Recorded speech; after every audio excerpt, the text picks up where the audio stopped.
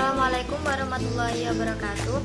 Di sini saya dari kelompok 9 akan menjelaskan tentang manajemen kelas yang beranggotakan Rika Dita Wahyuni, NIM 203 2002-29 dan Dini Fitriani, NIM 203 2002-30. Pengertian kelas dalam Kamus Besar Bahasa Indonesia secara didefinisikan sebagai ruang tempat belajar di sekolah. Oleh Horby mendefinisikan kelas merupakan sekelompok siswa yang belajar bersama atau suatu wahana ketika kelompok itu menjalani proses pembelajaran pada waktu itu dan diformat secara formal. Implikasi terhadap perkembangan.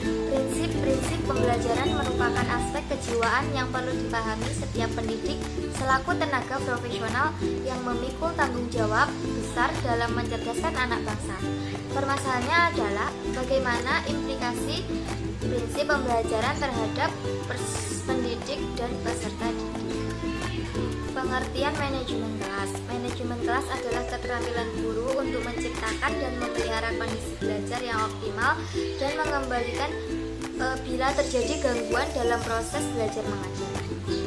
Tujuan dan ruang lingkup manajemen kelas. Tujuan manajemen kelas mengatur kegiatan-kegiatan peserta didik agar kegiatan-kegiatan tersebut menunjang proses pembelajaran di lembaga pendidikan atau sekolah.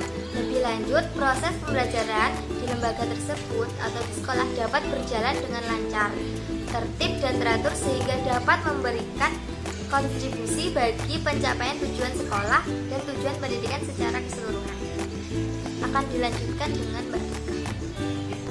Baik, di sini saya akan melanjutkan presentasi dari Mbak Rini, yaitu faktor-faktor manajemen kelas.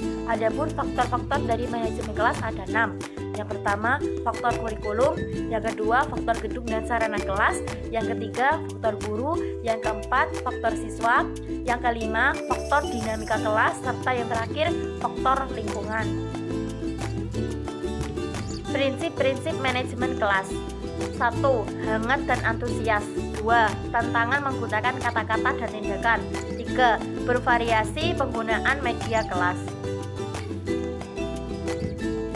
Pelaksanaan manajemen kelas. Setiap sekolah memiliki suatu pelaksanaan sekolah yang khas, mempunyai kepribadian dan jati diri sendiri, sehingga memiliki budaya yang khas pula. Manajemen sekolah yang berbudaya mengalami perubahan yang mendasar dengan pendekatan tidak terpusat sebagai implikasi otonomi pendidikan yang memberikan otonomi yang luas pada sekolah.